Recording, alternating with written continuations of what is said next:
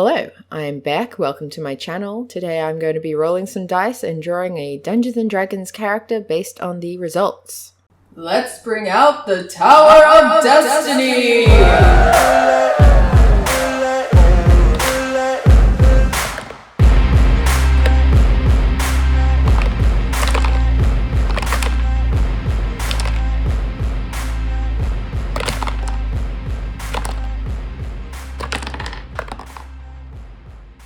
So we have an Elf Rogue who multi-classes into Warlock. So if you've seen any of my previous videos, we've done Rogues and Warlocks before.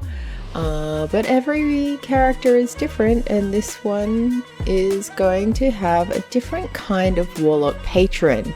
I decided that they weren't going to go with a demonic entity this time, they're going to go with a genie. I felt like this really tied in well with the rogue kind of thieving aspects. So we have rogues are very sneaky, they're very good thieves, very good at stealthing around the place, and this one has pretty good stats across the board.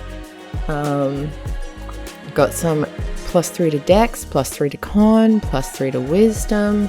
They don't have any zeros, any negative ability scores, so pretty successful rogue. And I thought that probably they would have collected a lot of treasure over the years and maybe broken into some sort of vault where they found a genie's lamp.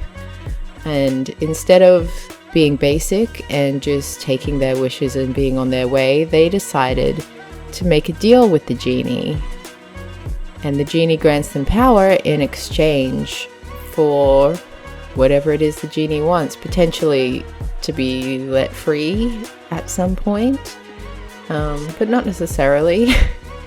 It sort of depends.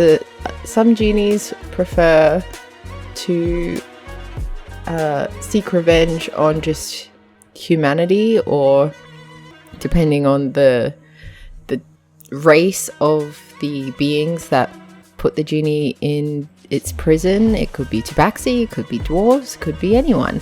But I thought it would be fun to draw the moment that this elf rogue finds the genie's lamp and discovers the source of this magic. So here you can see me sketching it out, the sort of nonchalant find. I didn't want it to be exactly like Aladdin finding the lamp, especially because in terms of characters, for it to be a warlock patron, it would be a little bit more like when Jafar was the genie and Iago was his assistant, his helper. But this is potentially a much healthier dynamic. This is a very intelligent person, and they've got +2 to intelligence. So they would have brokered a deal that was mutually beneficial, or at the very least appeared to be mutually beneficial. Definitely would have been more beneficial for the character in question. Let's call her Jax. Jax finds this genie and sees the opportunity for what it is. Potentially she wants to become a better thief than she already is, gaining access into places she wouldn't otherwise get access. She might want access to magic so that she's better in a fight, in combat. She's used to being sneaky, but she might want to improve her skills when it comes to hand-to-hand combat or magic combat. She might be stealing from wizards and alike.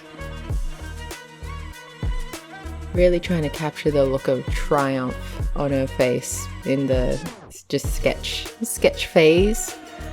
I wanted her to be just like on a pile of treasure. We're just really demonstrating how good she is at her thieving, whether she's inside someone else's vault or whether this is her vault where she hoards all her treasure like a bit of a dragon.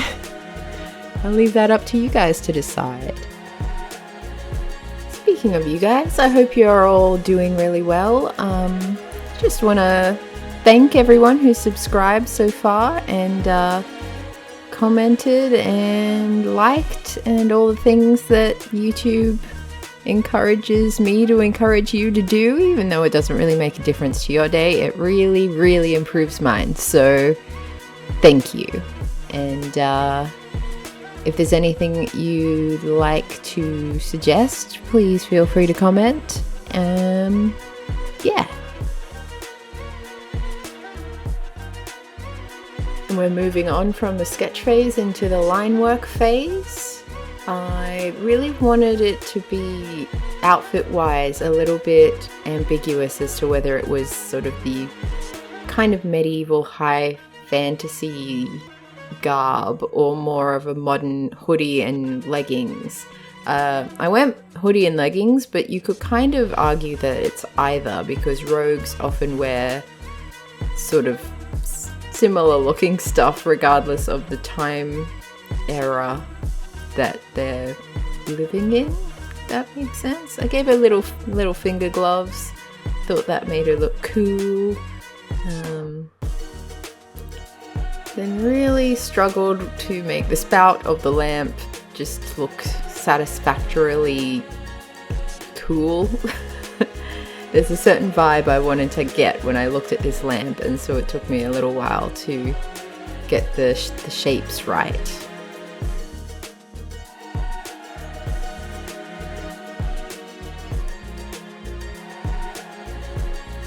If you had a genie's lamp, what would you wish for? What would you do? Would you become the genie's warlock patron? I feel like I would probably just make the wishes, but then I don't really know what I'd wish for, assuming there's 3.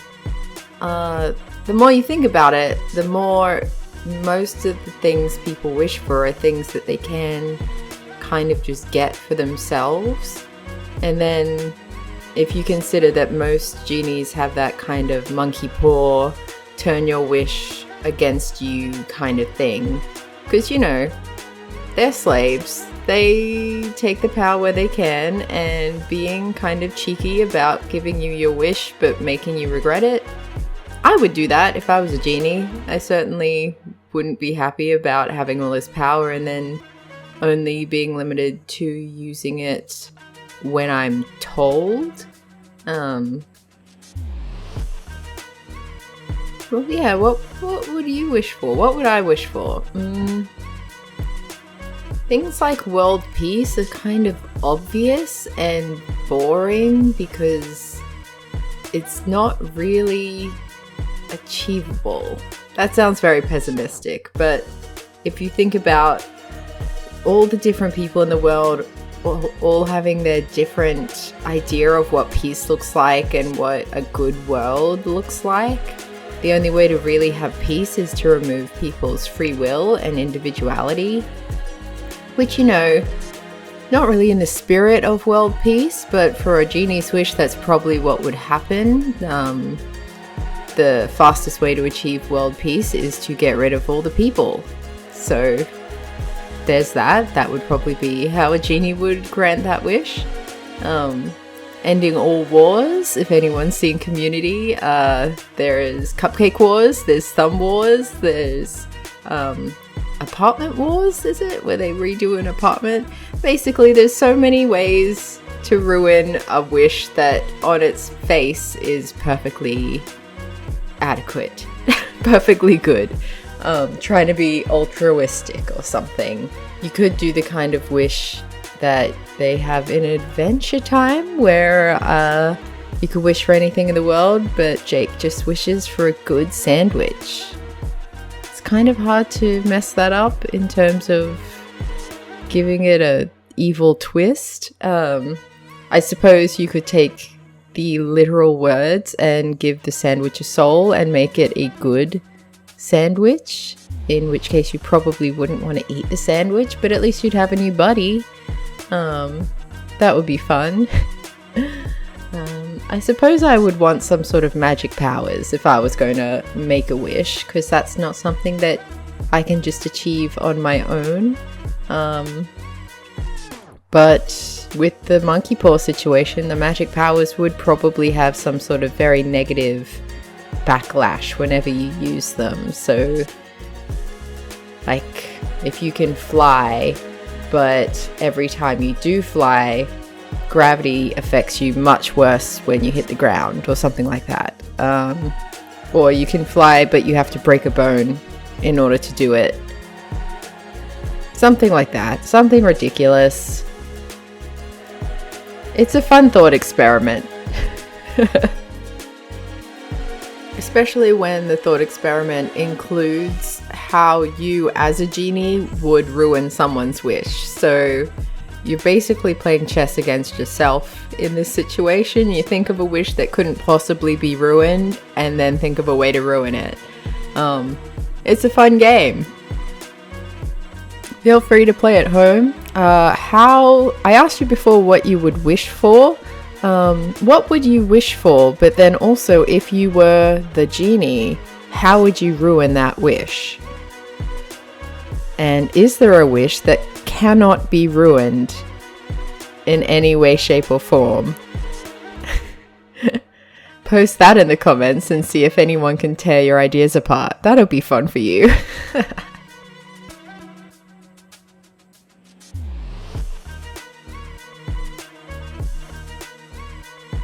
Now we're up to drawing the treasure. I didn't want to draw all the individual coins, so I kind of just gave an impression of coins. Obviously it would be way too busy if I was to put in the effort and draw every individual coin in a big pile of coins. You get the idea. It gives you the impression. And of course we've got some gemstones, some lovely rubies up in there. I thought about doing different colored like sapphires and things like that, but in terms of keeping a color scheme looking good, I like to minimize the amount of shade, amount of colors. There's a lot of shades. Amount of different colors, so we've sort of got very warm oranges, reds, gold kind of colors, and then that's contrasting our character, who's in dark blues and things like that. So nice little contrast there between the golds and the blues, and trying to figure out what background I wanted for the most part. I ended up putting her in a full room. Background! Adding a background! Most uncharacteristic for me. But when I know what the background is going to be, it helps a lot. Normally I have them floating in space because I don't really care. It doesn't really matter where they are.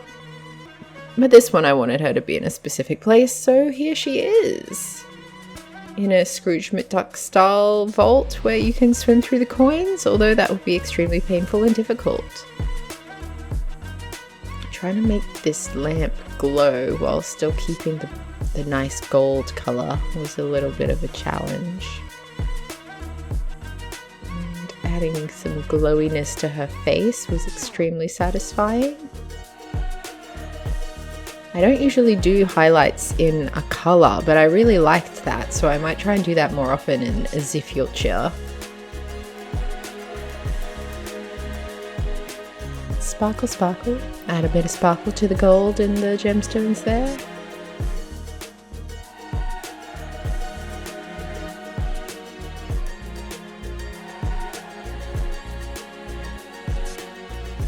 And we got our final shadowing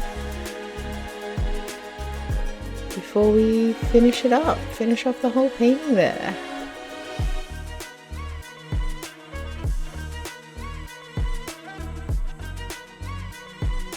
And yeah, this is Jax. What do we think of her? Do we think she's gonna make some good choices with this genie of hers? Is she gonna be a good warlock for it? Thanks for watching. Subscribe if you like this video, and I'll see you next time. Have a good day. Yeah, bye.